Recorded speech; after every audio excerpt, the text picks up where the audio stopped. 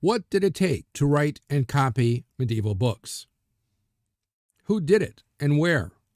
How expensive were books? Why did they have such heavy wooden bindings? Why were some books beautifully illustrated and others not? Who did these illustrations? These and other questions will be answered right after this.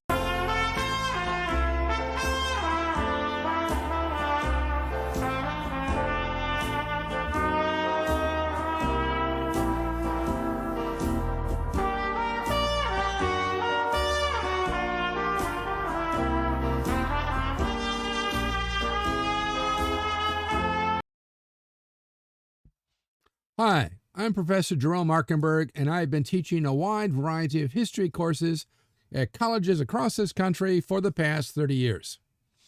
In this video, I'm going to tell you all about who wrote and copied books in the Middle Ages, what it took to produce a medieval book, why some medieval books were illustrated and some were not, and who did this work, what it cost to buy a book in the Middle Ages and why medieval books were bound with heavy wooden boards, sometimes encrusted with gems, gold, and jewels.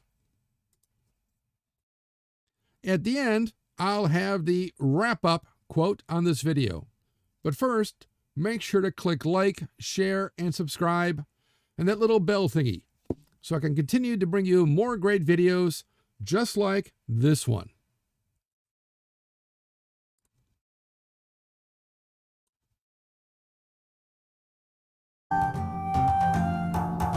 Medieval books were produced piecemeal, with a whole slew of individuals involved in its production: scribes, parchmenters, limners, illuminators, rubricators, binders, and stationers, all working independently in their own shops or rooms.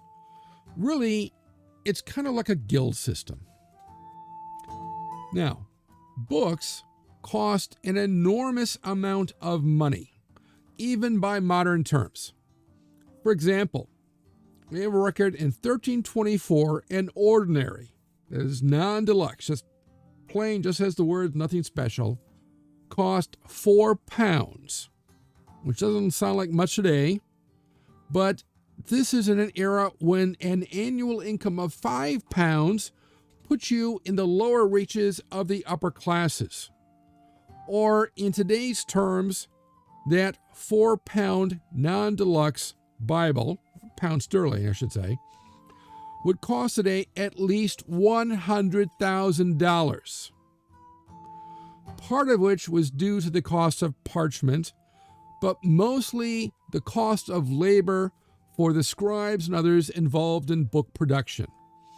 You see here, well, these are kind of a deluxe version.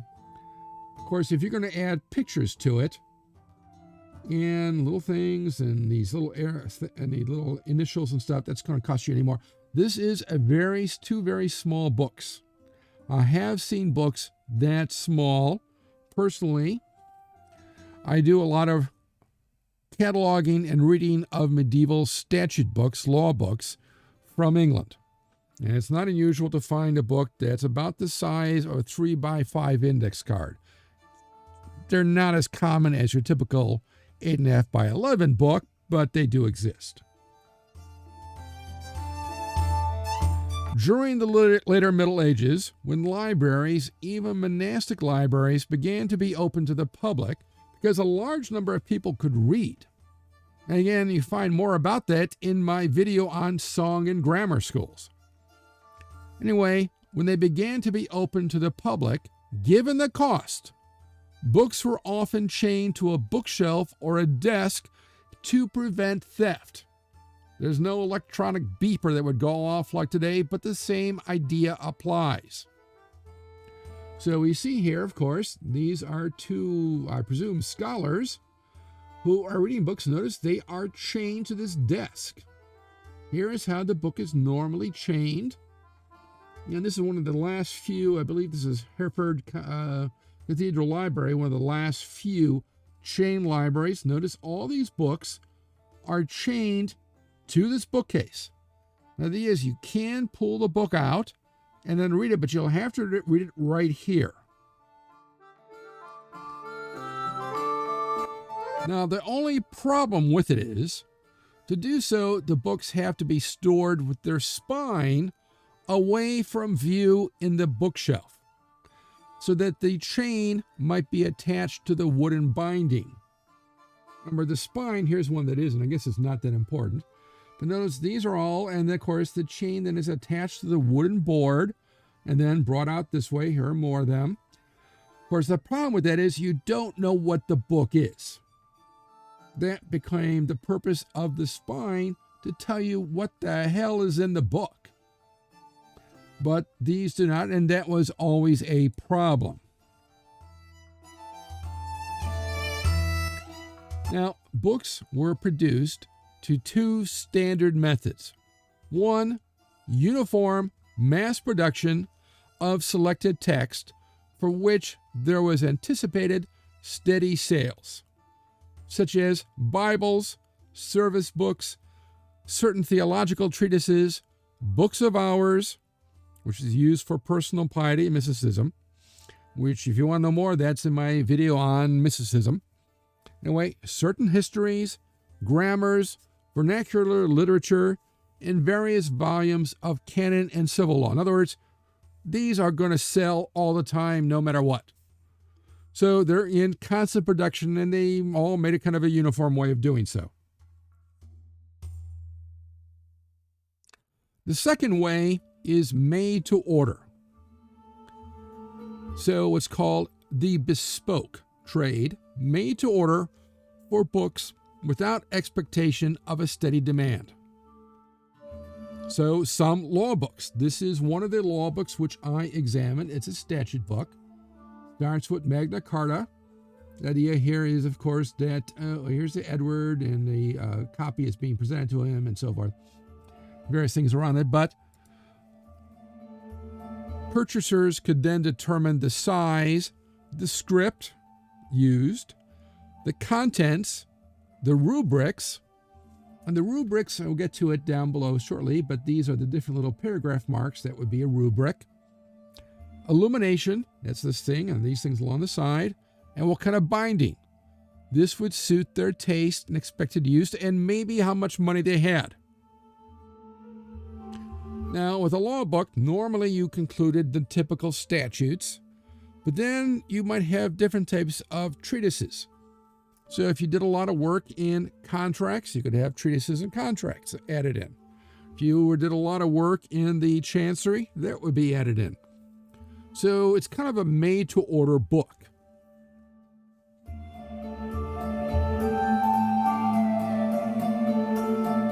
Now, we start with parchment. If you want to know why parchment, not papyrus or paper, that is in the video on papyrus, parchment, paper, and wax tablets. Parchment was taken from the skin of a sheep, probably mostly a sheep, which is why it tended to be called sheepskin. Sometimes a cow. Vellum, V-E-L-L-U-M, is calfskin only. But the parchment, of course, the animal has first been slaughtered, and then the parchment is first washed and soaked in water for a day to remove all the blood and grime from it, and then soaked in a water and lime mixture for about a week, after which the remaining hair is scraped off and the skin dried and stretched on a frame. This is a piece of parchment from the 13th century, and this is a parchmenter, a man who makes parchment. Notice in this case, he has the parchment, the animal skin, stretched in a frame. He's got his scraping knife, and that's what he's going to be doing. He is going to be scraping the remaining hair off of it. The parchmenter then cleaned it, as I said, of any surviving hairs. Once completely dry, he would rub it, and almost always the men, where it was men who did this work, would rub it with a pumice stone, and then cut it into sheets. The number of sheets were dependent on the size of the skin. You see them here again. here we are, cleaning the sheepskin, and here, parchmenter and a scribe. So the scribe would come to the parchmenter to buy the parchment. And if you wanted smaller sheets or larger sheets, that's where it's done. The parchmenter could do it for him on the spot. So, of course, as I said, the dimensions required by the scribe. So, example, a single piece of calfskin can be turned into 3.5 medium sheets, which doubles if folded into 2 conjoint leaves called a bifolium. So here, example, you're going to have to cut this part off. This is scrap, which could be used instead of wax tablet for your laundry list, your grocery list, your to-do list. But anyway, and then from that, this is the idea of a folio, is all of this. The quarto is the bifolium is the 2 sides. The quarto would be this size, and then the octavo is this size. Defective skins were not uncommon. Holes of various sizes, either from the original animal, an error by the parchmenter, or the way the animal was killed, would show up. These parchment skins were normally sold at a cheaper rate. Now, there are parchments today with holes in it, and you could tell they were not original.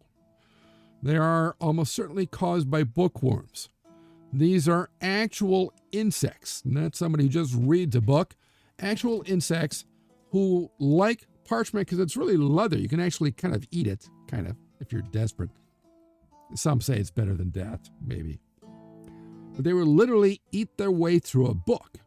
And you could tell that it was done by them because usually the hole is right over a word. But the original ones are not, like you see here. This is an original hole because the word is written around it. Here is definitely an original one, cleverly done, so that you can see an illustration on the inside. Here's another one, a rip, original rip, which has been sewed up, and you can tell it's original because the words are written on either side of it, not right over it.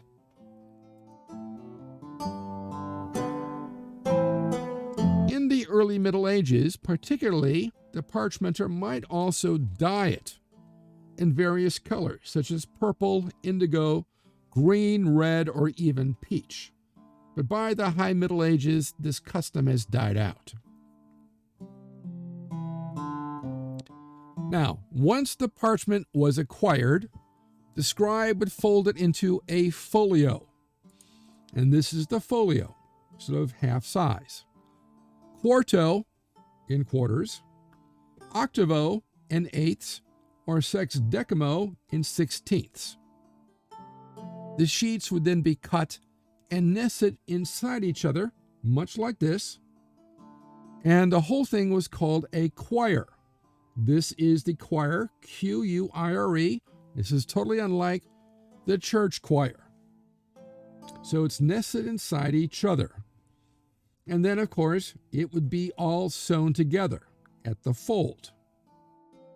If you look at an old style book, older ones today, many of these are sort of just glued together. But an older, real binded one, you will still see this. Now, the sheets would normally be arranged so that the hair and flesh sides of the parchment would match. There's no utilitarian reason for this.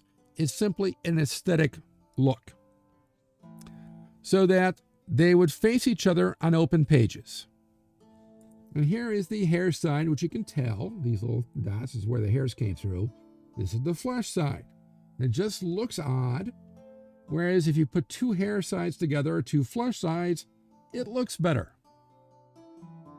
The scribe would then number the pages in a light pencil, kind of a lead graphite, so that the sheets could be written on individually.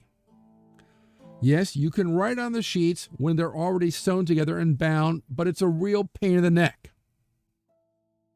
It's better to take them apart once they're numbered, write on them when they're all totally flat and don't have to worry about anything behind them or sewn together.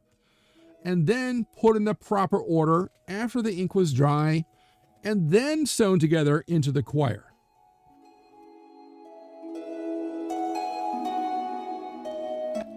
Now, before writing on it, the scribe would rule the parchment into columns and lines.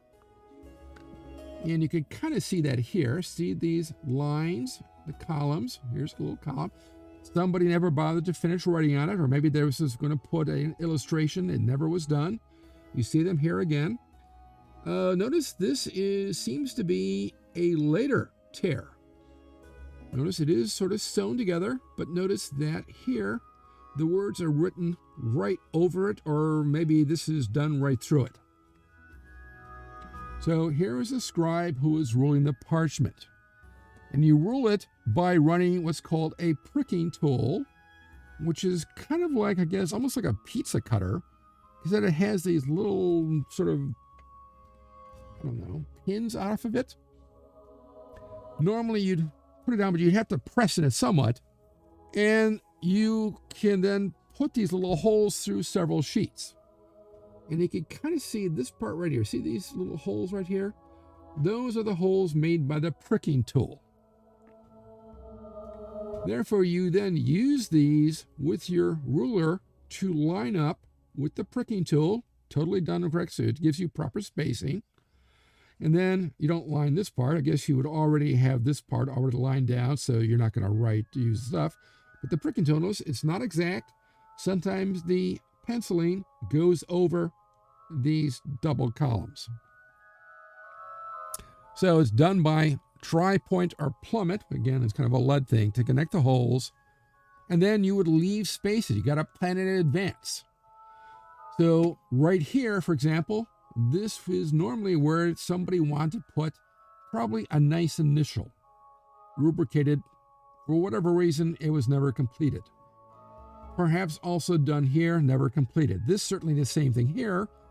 Probably an illumination, a picture, but never completed. Why the guy who ordered it died, or ran out of money, or whatever. The scribe then prepared his own ink and used a mixture of water and oak gall. These are oak galls.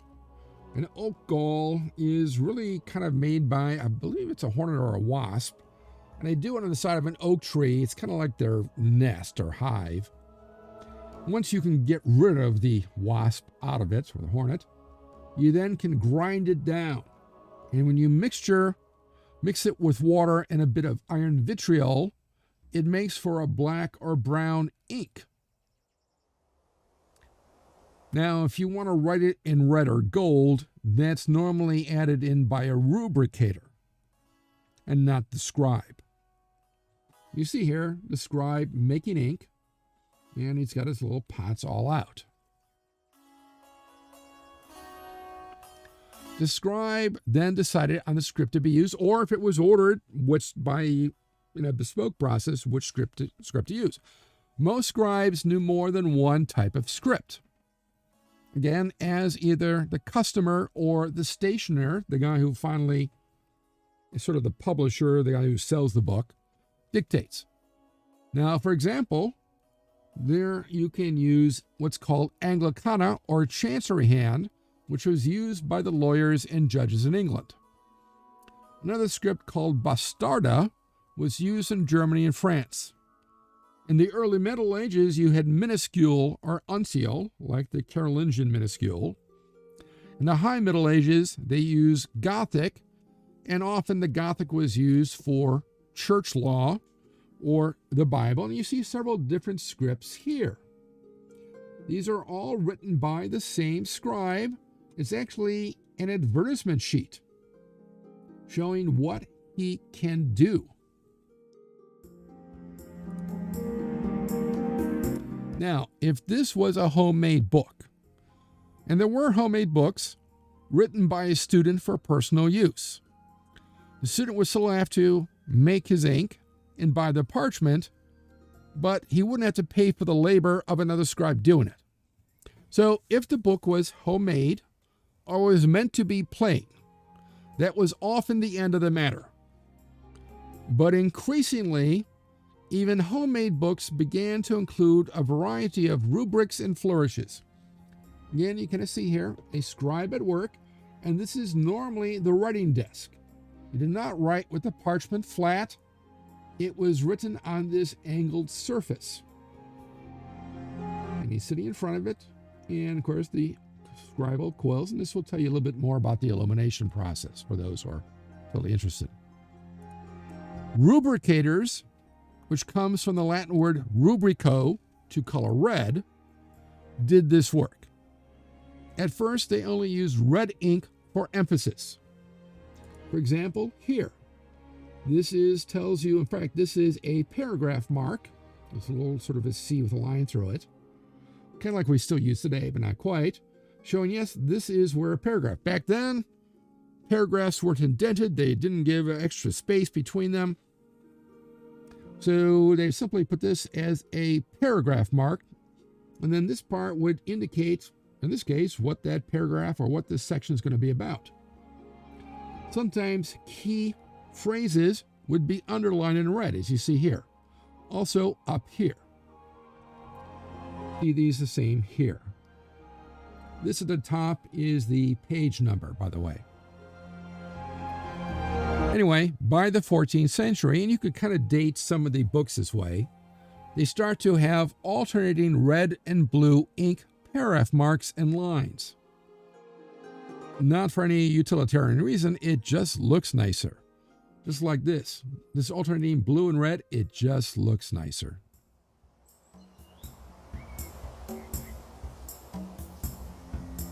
Starting in the 13th century and becoming common in the 14th, rubricators would also add sometimes quite elaborate flourishings in red, blue, sometimes even green ink for initials, extending the filials up and down and maybe across a page. Again, no utilitarian purpose, purely aesthetic.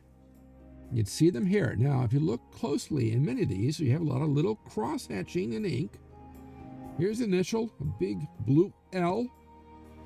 And then in between the spaces, very finely done. This is another red initial here. These are other ones, some of these are very elaborate.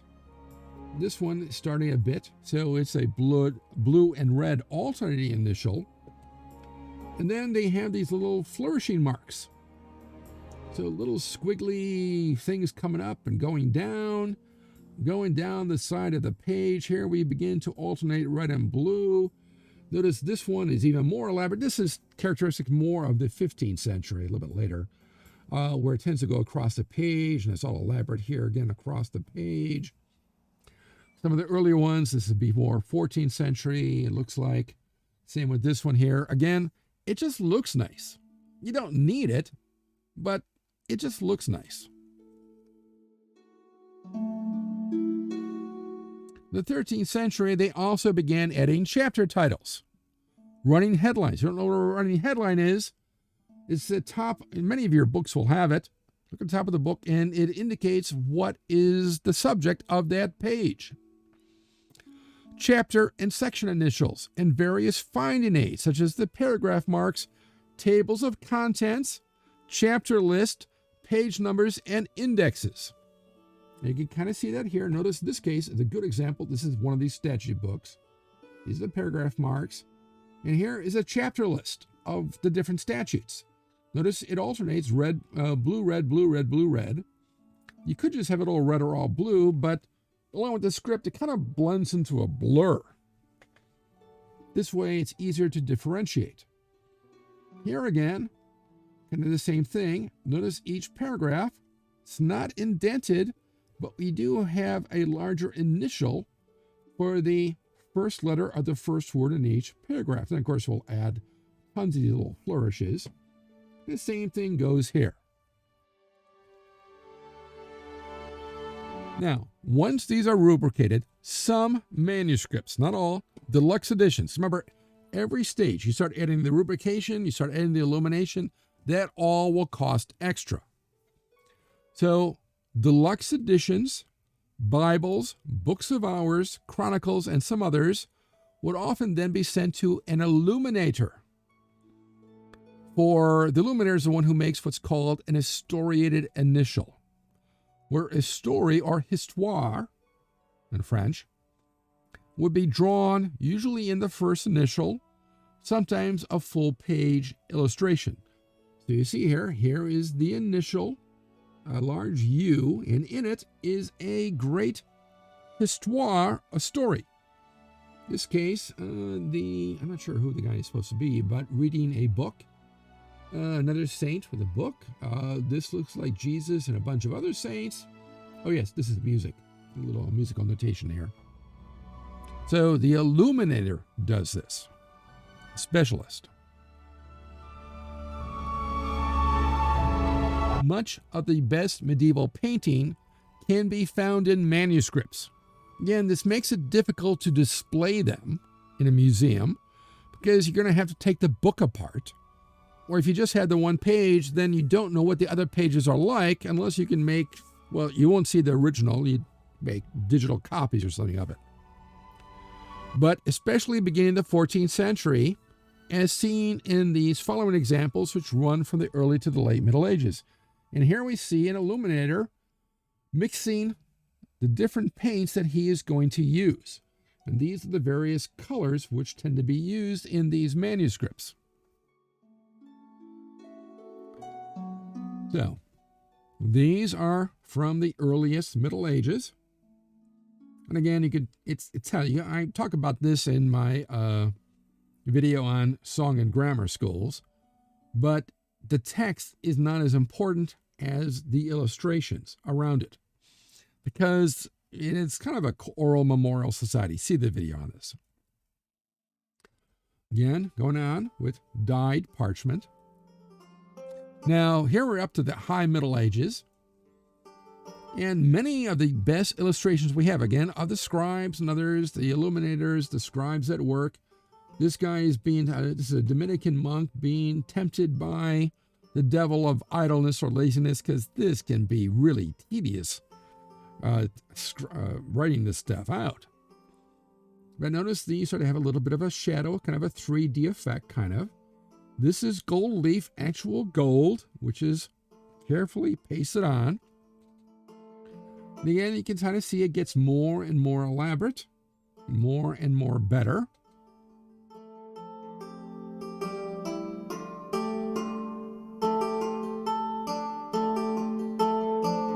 This is music. And now we're getting into the late Middle Ages.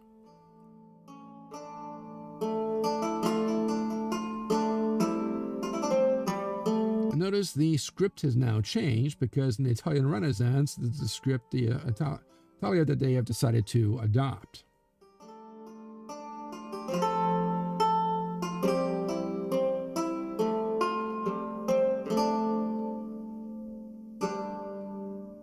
Now, most books first copied in monastic Scriptoria. A Scriptoria like this, which indicates a Scriptoria is where you do the writing. You script it. And the monks, often this was in the cloister, sometimes especially in the warmer areas or during the summer months, they would take it outside and they would copy it outside. Though in the more northern areas, sometimes the Scriptoria would be inside. You got to worry about rain and snow and ice, But with the rise of universities, and again, you want to know more about that, watch my video on the medieval university. But with the rise of universities, there arose a demand for books and a new way to quickly copy them. Remember, undergraduate education, if you look on that video, doesn't require the use of books. But when you get into graduate education, the actual wording becomes very important. So you will need to have a copy of the main books. And remember how expensive these books are. So often the students would copy their own. But if a student was simply lent one large book with 1,000 pages, it's going to take them a long time to copy that entire book. And meanwhile, there's a bunch of other students who are waiting to copy it. So the stationers come up with a better way so that many students, which means many customers, can be copying the book simultaneously. This is called the Pecia system. Now, in the Pecia system, here's how it's spelled, P-E-C-I-A. Instead of a stationer lending out an entire book to a student for copying again, which might take a year, individual quires, remember the quires, would be rented out one at a time so that every section of a book could be out. Now, this is the Pecia marking at the bottom, so you make sure that one Pecia will go to the next one. And by the way, this is often usually how the books were copied. Here, in this case, seems to be probably a monk. Again, it's not a flat surface. It is at a 45-degree angle. This is the exemplar from which he is copying. This is the example book. So he has in one hand, his right hand, apparently he's right-handed, his quill. His left hand, he has a little knife. The knife serves as the eraser. If he makes a mistake, he can scrape it off with the knife.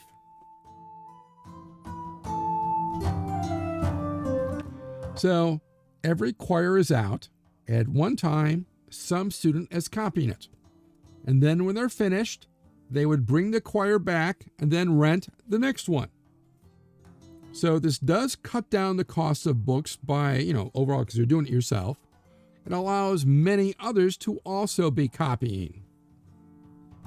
Again, same idea. Here's the guy copying. He's got his pen, his quill, and his pen knife, which is why it's called a pen knife, by the way. Here's the example. Here's this is a flat piece of paper. Later, after the ink is dried, it'll be folded into a quire and then bound.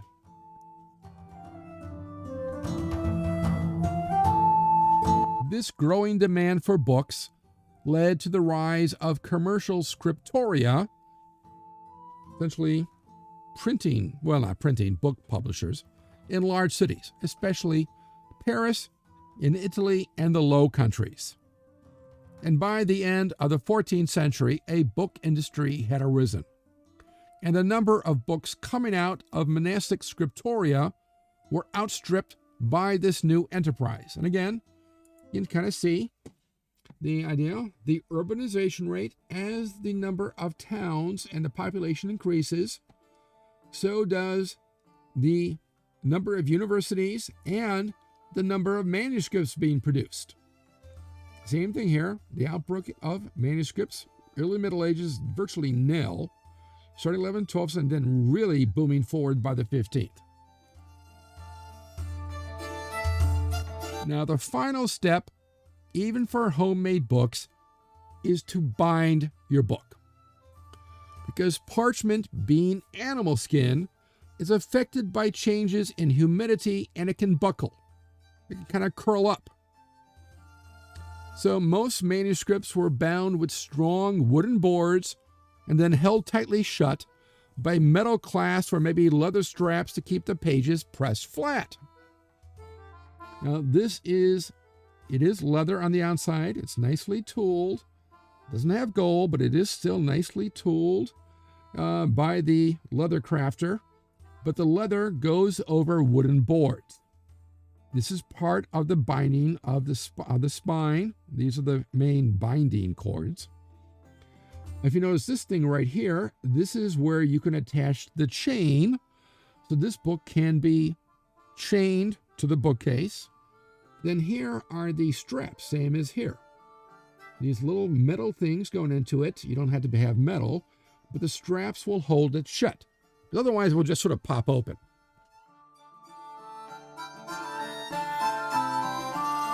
The quires, individually sewn together by the scribe, would then be sewn to strong cords.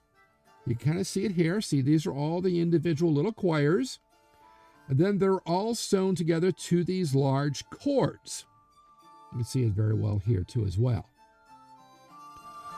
Attached to the wooden boards. And then to attach this part to the wooden boards, there are various methods of doing it, which I don't want to bore you with, but they tend to also tell us when the binding was done and when it wasn't. They just tend to change over the course of time. And then the boards are either normally covered either entirely or fully in leather to protect the boards from mildew rot. Normally, at least, you would bind this back structure, the spine, with leather because it's very vulnerable. This is the part that will be sitting out on the shelf. The rest you can leave as wooden boards if you want. By the way, you can see some of the little holes here. These are caused by those bookworms I mentioned earlier, the actual insects which eat through everything. However, leather bindings did cost money, even if it's plain. So some books, especially homemade ones, were often covered kind of like a softcover book in a simple parchment binding. You see, these are simple parchment bindings. Notice it doesn't last as well. This one is in somewhat poorer shape. Of course, the little holes are the holes for the bookworms. Here it is, a little bit better one that is bound together. This is a much better parchment binding, but it has survived a little bit better. You can carry it more in your back pocket. There are also small girdle books. Now, a girdle is what medieval people called a belt. The belt around your waist, it would gird you. So a girdle book was designed to be attached to your belt, your girdle, and would normally be covered with somewhat waterproof, not entirely, but close as they can get it, oilskin binding, so that you could read while you're walking without fear of having to drop your book in the muck. Let's say you're walking and suddenly a horse rides by or a carriage or a wagon, you're startled, whatever. You drop the book. I mean, the book costs an enormous amount of money. Do you want it to be dropping into the dust or worse, into the mud? No. So instead, it's attached to your belt. You can see them here. It will normally, once you can cover up the entire book with this oilskin, and then this part here and this part here would simply be attached to your belt. This is probably something that many students today, many people today, would find useful for attaching their smartphone, because they're using it all the time and worried about dropping it. Besides having a nice little case, attach it to your belt or a belt so that if you do accidentally drop it, it won't hit the ground. This is quite the unusual little book. Not quite a girdle book, but you can use it as one.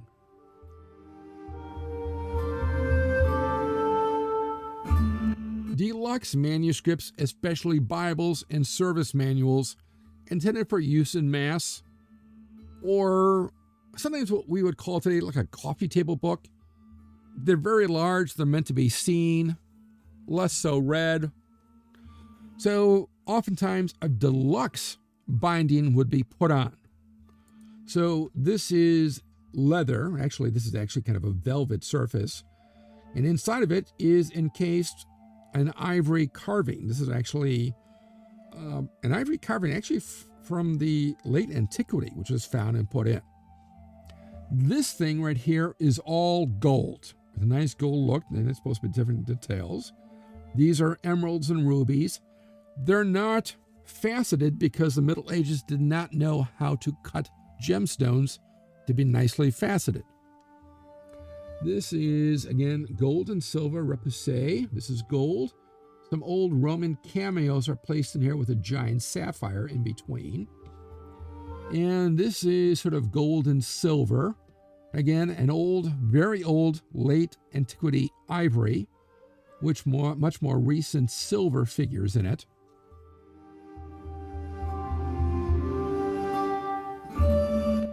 Again, many of these more for display. These are called treasure bindings. Gold studded with gems or jewels, sometimes with ivory or enamel panels. This, of course, as I said here, this would be enamel. This is very nice, very beautifully worked gold with a giant, looks like a giant sapphire in the middle. This is ivory, which looks to be either late antiquity or the early Middle Ages, and again, more gold and silver here. This will really ratchet up the price of your book. Beginning in the 15th century, many books, especially these deluxe books, began to have decorated leather covers. As leather workers, the binders began to have more of an art, knew how to do it better. These would be tooled or stamped. They're stamped into the leather. And this is all leather bindings, and again, increasingly gilded.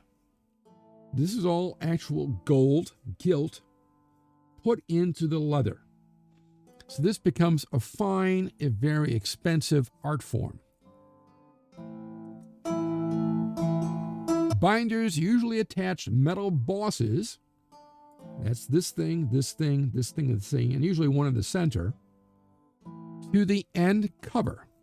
Not necessarily both sides, but at least the end cover, if the book was intended to be stored on its side. And many books were normally in the library stored not on the edge like we do today, but flat, so that the rear cover lay flat.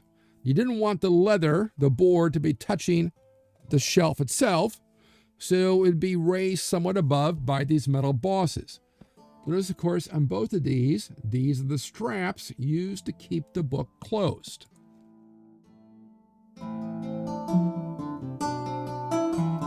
Here's quite the unusual book in the shape of a heart. It is a songbook, apparently with romantic songs. Could be for a very nice Valentine's Day gift. Here's the wrap-up quote. In order to write one of his own, he traveled widely and procured those noble books which he took as his exemplars. These were 3 in number, in English, Latin, and French. Then Layamon laid these books out and turned over their leaves. He beheld them lovingly. May God have mercy on him. He took quills in his fingers and applied them to parchment, and he set down together the truer words, and he compressed those 3 books into one. This is from Layamon's Brut. So, let me know what you think of this quote in the comments section below. Also, what you liked about this video and what other historical topics or subjects you'd like to see in future videos. Be sure to hit like, share, and subscribe, as it will help me bring you more great videos, and click on that little bell thingy so you'll know when the next History Waits for No One video is posted. If you want to know more, there are recommended studies on this topic in the description below, along with other ways to connect with me. Thanks for watching, and I'll see you in the past.